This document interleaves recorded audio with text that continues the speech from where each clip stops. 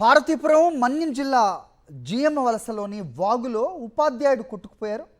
బైక్పై రోడ్డు దాటేందుకు ప్రయత్నించిన చక్రపాణి నీటి ఉధృతికి కొట్టుకుపోయాడు. అక్కడే ఉన్న స్థానికులు గమనించి చక్రపాణిని అతి కష్టం మీద కాపాడి బయటికి తీశారు.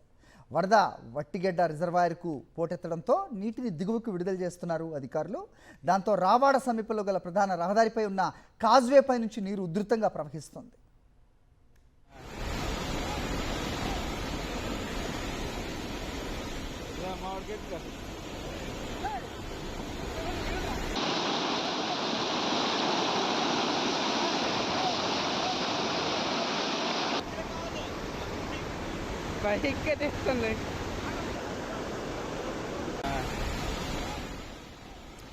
పార్వతీపురం మన్యం జిల్లా జిఎమ్మ వలస వద్ద ఉన్న రహదారిపై అక్కడ ఉన్న కాజ్వేపై నీరు ఉధృతంగా ప్రవహిస్తుండటంతో అది దాటడానికి ప్రయత్నించిన ఉపాధ్యాయులు చక్రపాణి ఆ వరద ఉధృతిలో కొట్టుకుపోయారు.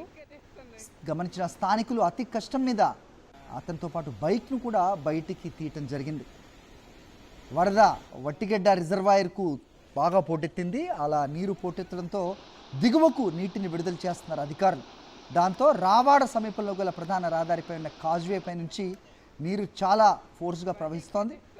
మరి దాన్ని ఊహించని ఉపాధ్యాయుడు చక్రపాణి దాటే ప్రయత్నం చేశారు. బైక్తో సహా కొట్టుకుపోయారు. అయితే స్థానికులు సకాలంలో దాన్ని చూసి గమనించి అతి కష్టం మీద ఉపాధ్యాయుడిని అలాగే అతనితో పాటు బైక్ను కూడా బయటికి తీశారు.